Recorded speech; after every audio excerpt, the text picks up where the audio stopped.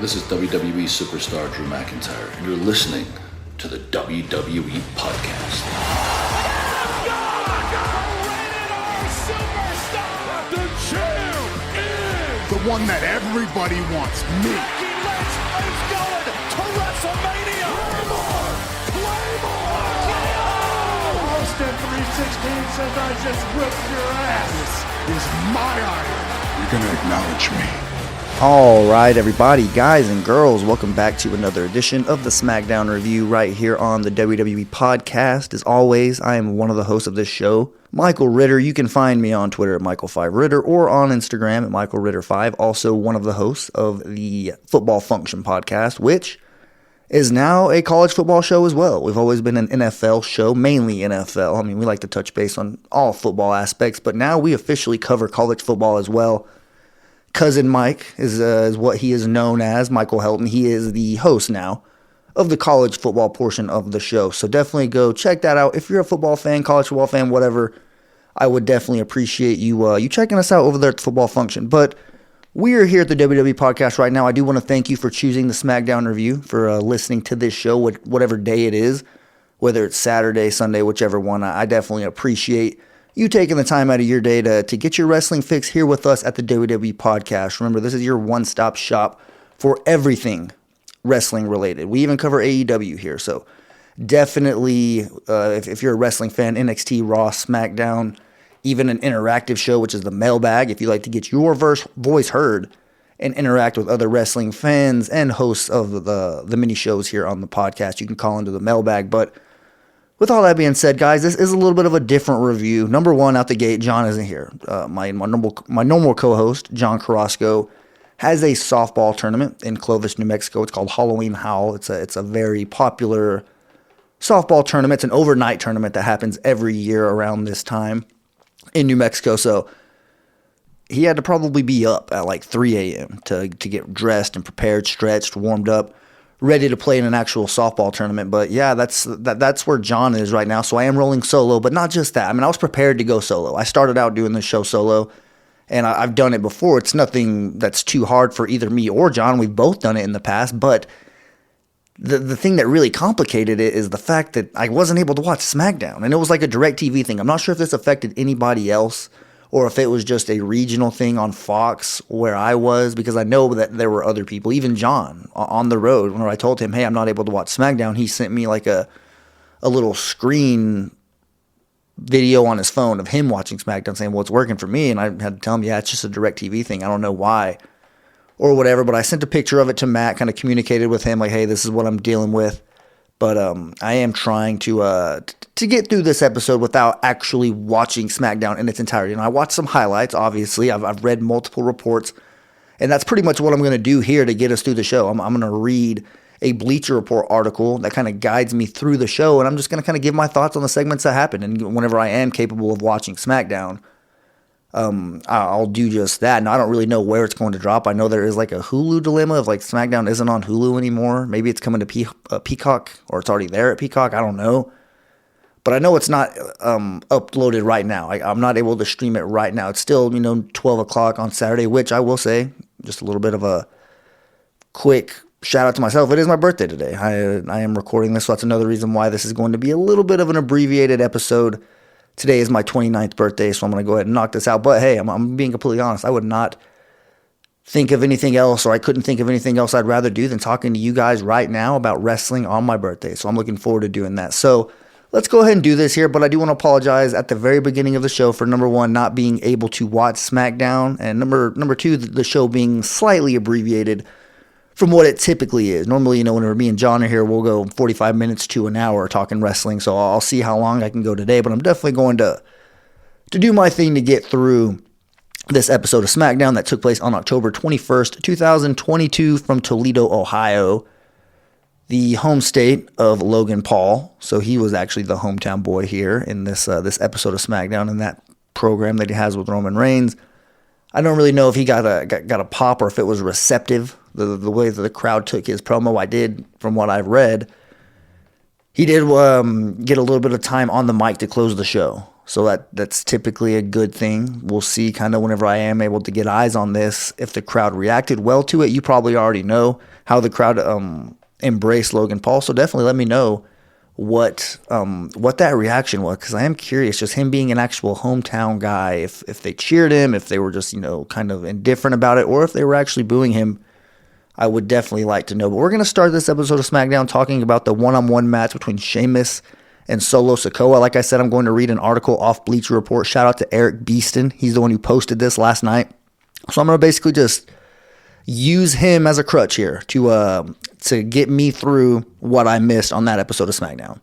But this is what Sheamus had to say about the match between Sheamus and Solo. Sheamus and Solo Sikoa ignited a rivalry a week ago as part of the Fatal 4-Way match to determine the number one contender for the Intercontinental Championship. Friday night, they clashed for the first time in singles competition. A physical encounter to start the show. It never reached the lofty quality of Sheamus' recent matches, but it was still better than most and helped further establish Sikoa as a top-tier player on the main roster. The second-generation star absorbed the punishing offense of the Celtic Warrior, then capitalized on a distraction caused by his bloodline teammates, and scored the win with a Uranagi. After the match, the Heels brutalized Sheamus, injuring his arm and standing tall to close the segment. I did watch a video. He did link in his article a video to this segment, so that was very helpful. I was able to get eyes on this one. Solo Sikoa is definitely on the way to something special. Like they wouldn't be aligning him with the bloodline and having him beat, although it wasn't a clean win, somebody like Sheamus. You don't take that lightly, especially with somebody like Triple H, who isn't as, I guess, fickle, so to speak, as someone like Vince McMahon, where he rips up scripts. I feel like Triple H is more so, number one, behind factions. That's evident that he loves his factions. And number two, building up people who are in those factions, the undercard people, so to speak, like not the Roman Reigns, but the people in the factions that are younger stars that are trying to get put over and maybe establish themselves as credible wrestlers as well. And I think Solo is definitely on the way there. I'm definitely looking forward to seeing how this continues. Eric continues on in his article saying that Sheamus is in the midst of his greatest in-ring run, one that is equally heralded and underrated, if that makes any sense. The whole quote-unquote banger thing is not just a catchphrase, but a reality. He's turning out great stuff between the ropes with every passing week and months, years even. We will look back on this run and praise it accordingly. The feud between the Bloodline and the Brawling Brutes is not one we could have imagined at the start of the year, but exactly what this show needs right now, especially with Reigns' inconsistent appearances. And I do have to agree there. Seeing the Bloodline continue on and being a pretty prominent part of the show without Roman Reigns is definitely something that, you have to give credit to the Usos, obviously, Sami Zayn, and Solo Sikoa for being able to hold everything down while Roman Reigns isn't there. But continuing on here, Bray Wyatt makes a statement backstage. I guess he continued his promo from last week, but with a different demeanor. He spoke into the camera, but who he was actually talking to remains a mystery. Was it the fans he addressed a week ago or the man in the mask that interrupted him? Whatever the case, it was another captivating promo from one of the best orders in the industry that created intrigue and mystery surrounding exactly what this incarnation of his character is going to be. This was great stuff, and given the lightning quick pace of the wrestling world, it is a welcomed change to see Wyatt, Triple H, and creative forces at play taking their time and telling this story without necessarily rushing it. That was pretty well said there. I couldn't agree more. I love slow burn. I love a long-term story. And somebody who takes so much time and, I guess, pride in their craft like Bray Wyatt does. I mean, you've seen what he did with The Fiend. The way he completely, became that Firefly Funhouse, like that element of that character. He's able to do so many different things. He's arguably the most versatile wrestler in the industry right now. Just where he's able to go from 0 to 100 so quickly. He's able to be in and out of the character. You really don't know. Those lines are very blurred when it comes to Bray Wyatt, and he's somebody that I feel like me and John, we teased a while back. Scheduling has kind of gotten in the way of that. Obviously, football season for me with the podcast, and John just doing his thing with softball and just, him being a dad and all that stuff. He has other obligations that he's required to do. We haven't been able to do our stock investment draft that we have been wanting to do for a while now. But now that Bray Wyatt's back, now that he's part of the equation, I feel like it's almost a blessing that we waited, because he is somebody, without a doubt, that's going to have some pretty good stuff in store in 2023. Continuing on here in the show, Liv Morgan versus Sonya Deville. And this is what Eric had to say about this match. Let me just pull it up really quickly here. Amid a change in demeanor following her loss of the SmackDown Women's Championship to Ronda Rousey at Extreme Rules, and on the heels of a backstage beatdown of Sonya Deville a week ago, Liv Morgan battled the former WWE official one-on-one. Morgan was intense, aggressive, and unhinged here, daring Deville to punish her with different strikes from her arsenal. Having absorbed all of that she was willing to, she fought Deville to the floor where both women were counted out. Unfazed, Morgan created a pile of steel chairs in the center of the ring and proceeded to deliver a superplex onto them, dishing pain and agony to both her opponent and herself. The match itself was secondary to the character development on display here. Morgan has been affected, I guess you could say, by the defeat, and the hands of Ronda Rousey, and everyone, including herself, is paying for it. She finds joy in the pain and suffering of her opponents and herself, and is willing to go to any length to dish it out. Who really knows where this is heading and how far into change of character Morgan will go, but this is a great way to keep her relevant even after losing the title. So obviously this match ended in a double countout. That's really all you can take away from the actual finish here, but like he mentioned, this wasn't about the match. The match was secondary. This was all about character development. This was all about Liv Morgan and her possible character change. We'll see where it goes. I know she's going to make a appearance on Chucky. Shout out Liv Morgan. I love Chucky. Haven't been as high on Liv as I once was, just being completely, transparent with you guys.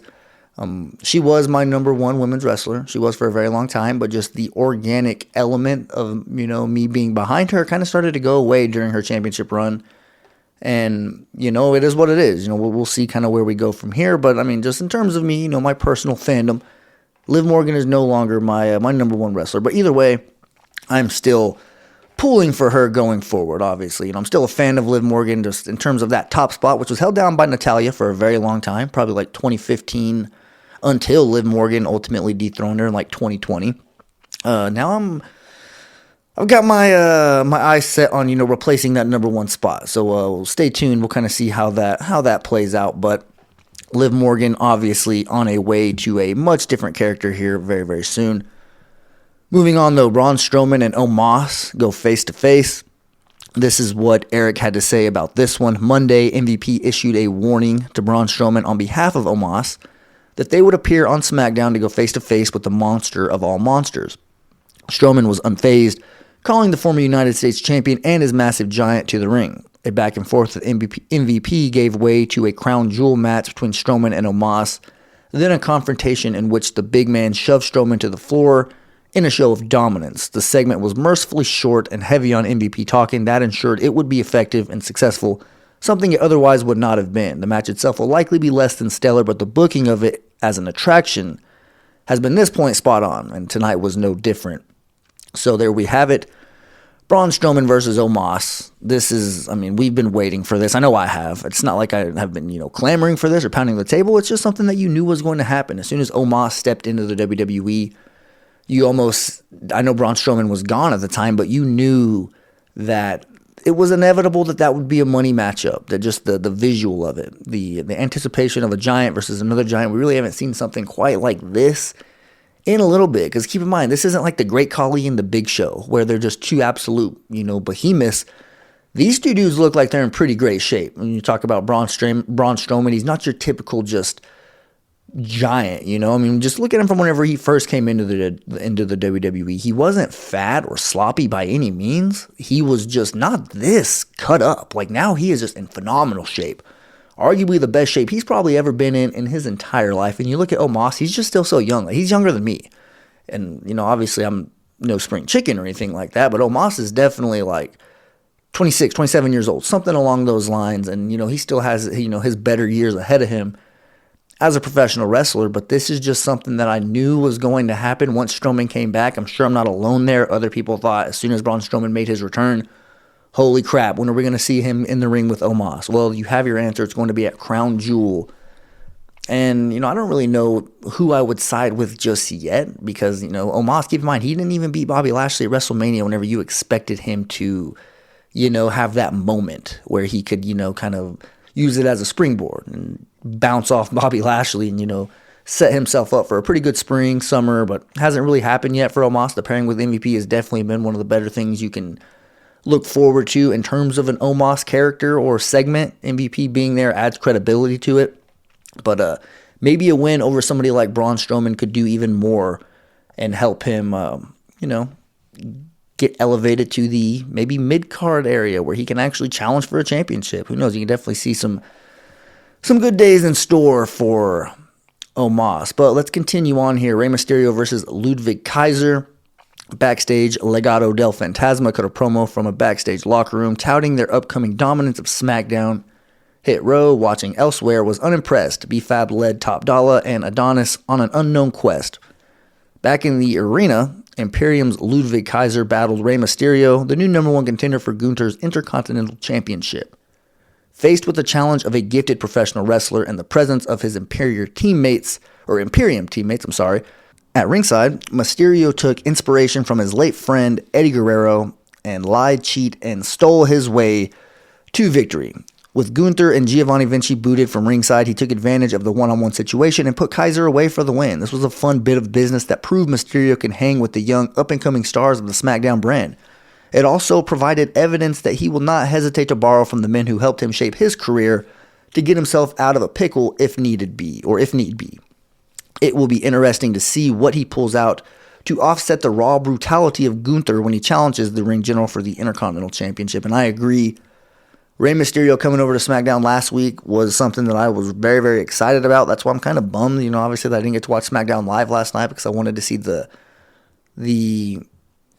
development of this as well. Just Rey Mysterio being the number one contender. And he did get a good win here against Ludwig. So clearly he's 2-0 on the SmackDown brand since he came back. Definitely pushing him if you want to look at it that way. But whenever you get to somebody like Gunther, they're obviously not going to put the title on Rey, but never say never. I will say that. Rey Mysterio is somebody who is, without a doubt, one of the best wrestlers in the entire world still at this age. He can still go with anybody. And you don't even have to watch this match to know that Ludwig and him put on a pretty good show. That's just almost guaranteed at this point. But I was definitely, I was happy to see Rey Mysterio get the number one contendership. But I don't know if it's going to pay off for him because Gunther is just he's such a threat right now. Like, there's a very short list of people in WWE, NXT, whatever, that I think are actually, capable of taking that title off of Gunther. Just that's how high I am on him, and not only his character, but just what he represents as a champion. He brings so much credibility. Like saying that, he makes that title relevant again, that's such an understatement for Gunther. Like, you legitimately want to get your hands on that IC title, and whoever gets it, it's going to mean something because you literally beat one of the, the biggest dudes, the baddest dudes on the roster right now. And that's something to definitely hang your hat on, and I would be proud of that if I were one of these wrestlers. But Rey Mysterio, I wouldn't put money on him winning this championship. I wouldn't put money on him taking it off Gunther. But man, I'm not going to just say that it's 100% not going to happen because that's just, it's Rey Mysterio. Triple H knows what he means to the business, what he's, his body of work speaks for itself, obviously, but just, what he can still do at this age, week in, week out. He deserves to be rewarded at some point. He really does, and not just rewarded with his son getting airtime or his son getting a program with his dad or something like that. Like, no, Rey Mysterio, he has a Hall of Fame resume himself. Like, he has a Hall of Fame career that he's built up. Why not add on to that and let him go out as a champion? Not like, his final match be a champion, but let him get another good run. Not like a tag team champions with his son. Like, Rey Mysterio is the best Lucha Libre wrestler of all time. He deserves, if there's not going to be a Cruiserweight championship on, the WWE roster, if we're just going to have that title basically go away, screw the, 24/7 championship. Get Rey Mysterio on this IC or United States Championship, and let's have him, have another little run here. He doesn't have to hold the belt for 6 months. But let him get his hands on the IC belt or United States Championship before he officially hangs the mask up for good. But, I'm looking forward to seeing what happens with Rey Mysterio and this Intercontinental Championship picture. But apparently we are here at the final segment of the show, Logan Paul, and he closes it. I mentioned this is his home state. Logan Paul returned to Ohio and SmackDown to cut a main event promo on Roman Reigns ahead of his shot at the Undisputed Universal Championship at Crown Jewel. Fired up and excited, he did not give his words a ton of time to breathe, but the crowd sounded more receptive than before. A sneak attack by Jey Uso put him on the defense, but an appearance by Sami Zayn provided the distraction that allowed the social media megastar to rock Uso with a single right hand that left him lying and Zayn flabbergasted to close out the show. This worked as further on-camera exposure for Paul ahead of his upcoming Premium Live event, as well as the continuation of the schism that exists between Uso and Zayn. Despite a warning against doing so, Uso jumped Paul and ended up embarrassing the bloodline. That will not sit well with Reigns when he returns and will only further create dissension within the faction. The sort of dissension that can be just the distraction the Tribal Chief does not need ahead of his high-stakes match at Crown Jewel. Great stuff to close out the show. So shout out to Eric Beeston one more time from Bleacher Report for that article. It was very helpful for me to get you guys through the SmackDown review because I definitely needed the help. Like I said, I did not want this to be a shorter show. I wanted it to be a regular one. Even though John wasn't going to be here, that wasn't the issue. The issue was SmackDown not being available to me. And I hope that problem gets fixed because it's not just like a SmackDown thing. It's a Fox thing. Like this is it. Like the channel Fox itself isn't working. So the fact that SmackDown came on there, that was just a little bit of like a coincidence that it just so happened to be that channel. But obviously it's a DirecTV thing, so hopefully they get that situated, whatever it is, because that's definitely a big deal. Like SmackDown needs to be available for me. Obviously, I cover it for you guys, but it's just, it's one of my favorite brands. It is my favorite brand, obviously. I mean, I'm not able to watch Monday Night Raw as much as I would like to these days because of obviously Monday Night Football. That's just what it is. I mean, fall has always been kind of a really busy season for me, even before I was podcasting. So the fact that podcasting now is essentially a second job for me, it does somewhat get things a little bit busy this time of year, but I do not complain. It is a blessing, and I do appreciate the opportunity for Matt and, everything that is going on with the football function and all of the support. One more time, if you do like football, if you're a football fan, whether that's NFL or college, definitely can't recommend my show enough. I would appreciate it if you guys would go check us out over there. It's available on Patreon if you do prefer an ad-free experience. But it is just, available. The free version with ads is available on all of your podcasting platforms, Apple Podcasts, Google Podcasts, Spotify, Spreaker. It really doesn't limit, I guess, where you can download these episodes. I have all the boxes checked. So if you do, feel inclined to do that, I would certainly appreciate it. But I do appreciate you guys for tuning into this episode of the WWE Podcast one more time. The SmackDown review means a lot. This is your one-stop shop. Everything you want in terms of wrestling, you can get it here. So you came to the right place, and hopefully you will come back. Obviously our regular listeners, cannot thank you guys enough for making this show part of your weekly routine, and I know that you will continue to do so. But if you're a new listener, a first-time listener, hopefully you will make this show part of your weekly routine. Not only the SmackDown review, but the Raw review, the Weekend review, the NXT review, WWE Nostalgia, WWE Retro,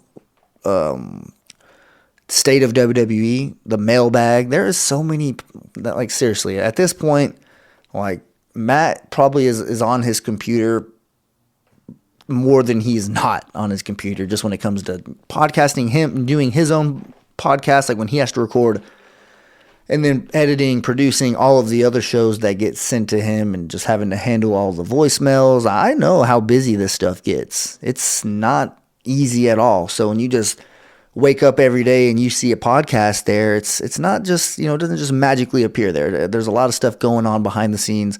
Somebody's putting in a lot of work to make sure that everything goes according to plan and this ship continues to roll, which is why I was able to do my thing here despite not getting a chance to watch SmackDown. That really grinded my gears, to quote Peter Griffin.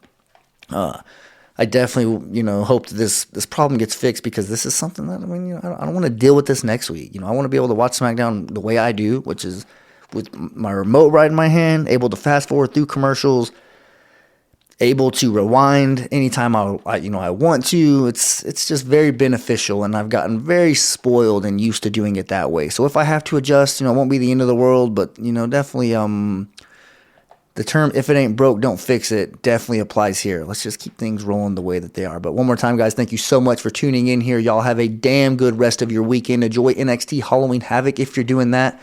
Enjoy Halloween, the actual, holiday. I don't know, actually, by doing my math on the top of my head. I do believe we'll have another show before Halloween. But just in case, you guys have fun. Have a damn safe week. walk passionately in the direction of your dreams, and I will talk to you soon. Thanks for listening to the WWE Podcast. Don't forget to subscribe on your favorite podcast app so you don't miss a show, or head to WWEpodcast.com. And for all of these shows ad-free, head over to patreon.com/WWE Podcast. Until then, we'll see you next time.